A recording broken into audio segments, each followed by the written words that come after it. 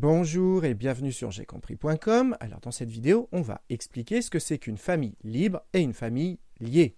Alors plutôt que de vous donner directement la définition d'une famille libre, j'aimerais que vous compreniez d'où vient cette définition. Et pour bien comprendre, je vais commencer par vous expliquer ce que c'est qu'une famille liée et ensuite on expliquera ce que c'est qu'une famille libre.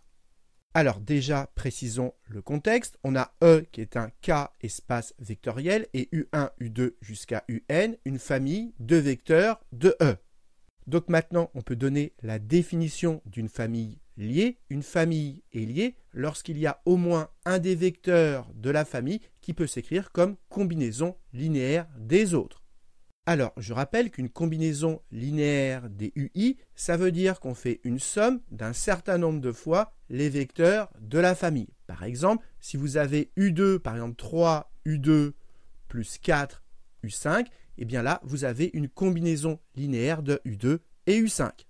Alors, imaginons qu'on ait une famille liée. Ça veut dire qu'il y a au moins un des vecteurs qui peut s'écrire comme combinaison linéaire des autres. Alors, quitte à renuméroter les vecteurs, on peut supposer que c'est U1 le premier qui s'exprime comme combinaison linéaire des autres. Et donc ça va donner que U1, eh bien, il va s'exprimer en fonction de U2 jusqu'à UN. Autrement dit que U1, il s'écrit comme la somme de I égale 2 à N des lambda I UI. Maintenant, cette somme, je vais la regrouper à gauche. Et donc ça va me donner que U1 moins cette somme de I égale 2 à N des lambda I UI, c'est égal à 0. Mais en fait, pour pas qu'il y ait d'ambiguïté, ici, c'est pas 0, c'est le vecteur nul. C'est le vecteur nul de E. Et donc, pour pas qu'il y ait d'ambiguïté, je ne vais pas mettre 0, je vais mettre 0 de E pour qu'on ait bien conscience que ici, c'est le vecteur nul de E. Maintenant, je vais tout multiplier par moins 1. Donc ici, ça me fait moins U1. Ici, ça va me faire plus. Et si je multiplie par moins 1 fois le vecteur nul, ça reste le vecteur nul. Et donc ici, le premier vecteur, U1, son coefficient, son lambda 1, ici, en fait, on peut dire que c'est moins 1. Et donc tout ceci, ça peut s'écrire comme la somme, non pas de I égale 2 à N, mais de I égale 1 à N, des lambda I, UI égale le vecteur nul, avec ici le lambda 1 qui est moins 1. Et donc, regardez ce qu'on a obtenu. Quand on a une famille liée, comme il y a un des vecteurs qui peut s'exprimer comme combinaison linéaire des autres, quand on regroupe tout à gauche, eh bien, on obtient une combinaison linéaire des UI qui donne le vecteur nul. Mais faites attention, dans cette combinaison linéaire, il y a un lambda, le premier, on est sûr que le premier lambda, le lambda 1, eh bien, il n'est pas nul, il vaut moins 1, il est différent de 0. Donc, j'insiste, quand on a une famille liée, on arrive à écrire une combinaison linéaire des UI qui donne le vecteur nul, mais avec au moins un lambda qui n'est pas nul, le premier, puisque ici c'est U1 qui s'exprime en fonction des autres.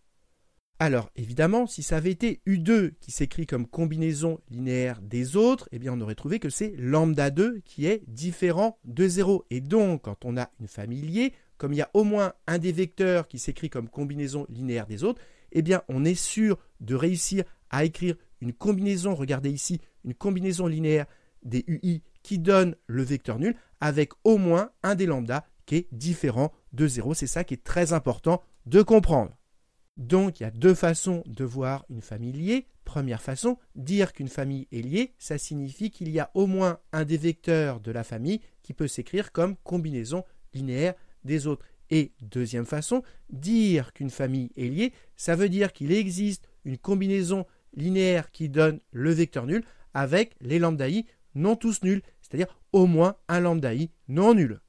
Alors, quelques petites remarques, quand vous avez deux vecteurs qui sont collinéaires. Collinéaire, ça veut dire qu'il y en a un qui peut s'exprimer en fonction de l'autre. Et donc, ça veut dire, comme il y en a un qui peut s'exprimer en fonction de l'autre, ça veut dire que la famille, elle est liée. Et pareil, si vous avez trois vecteurs coplanaire, ça veut dire qu'il y en a un qui peut s'exprimer en fonction des deux autres. Et donc là encore, ça veut dire que la famille est liée. Et donc collinaire et coplanaire, ce sont des cas particuliers de familles liées.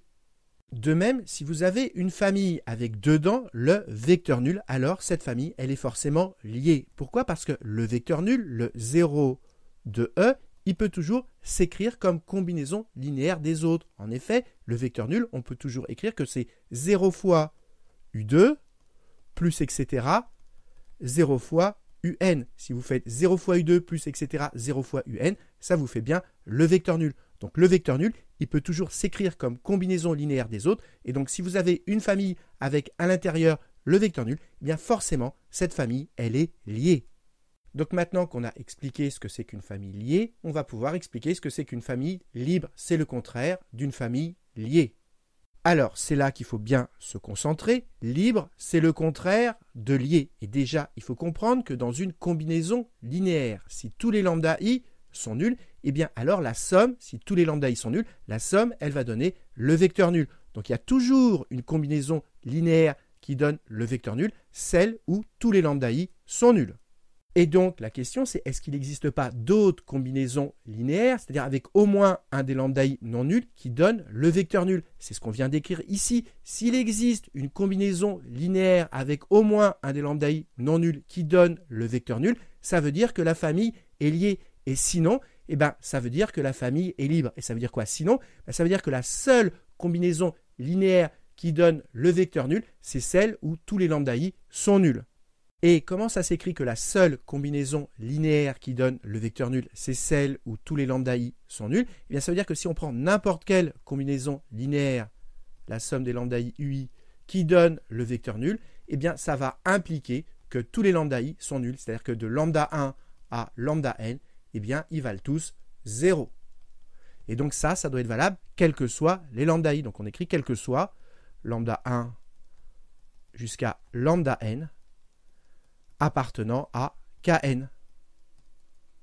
Donc si on récapitule, dire qu'une famille est liée, ça veut dire qu'il existe une combinaison linéaire qui donne le vecteur nul avec au moins un des lambda i non nuls. Et dire que la famille est libre, ça veut dire que la seule combinaison linéaire qui donne le vecteur nul, c'est celle où tous les lambda i sont nuls. Et donc pour démontrer qu'une famille est libre, eh bien on prend une combinaison linéaire qui donne le vecteur nul, et pour démontrer qu'elle est libre, il va falloir démontrer que ça implique que tous les lambda i sont nuls. Donc en exercice, pour montrer qu'une famille est liée, eh bien il suffit de donner une combinaison linéaire qui donne le vecteur nul avec au moins un des lambda i qui est non nul. Et pour montrer qu'une famille est libre, eh bien, on procède de la façon suivante, on écrit soit lambda 1 jusqu'à lambda n, tel que l'on est une combinaison linéaire qui donne le vecteur nul. Il va falloir démontrer que ça implique que tous les lambda i sont nuls. Et si vous arrivez à montrer cette implication, eh bien, ça prouve que la famille est libre. Et donc, toute la difficulté, eh bien, ça va être de montrer cette implication. Donc maintenant, pour vous entraîner, je vous propose cet exercice. À chaque fois, vous devez dire si la famille est libre ou pas. Donc, cherchez bien cet exercice et vous aurez la solution dans la prochaine vidéo. Et une fois que vous saurez faire cet exercice, eh bien, dans la vidéo suivante, on verra d'autres techniques très classiques pour savoir si une famille est libre ou pas. Et en attendant, comme d'habitude, si vous avez apprécié cette vidéo, n'hésitez pas à la liker et à vous abonner à la chaîne pour ne pas rater les nouvelles vidéos.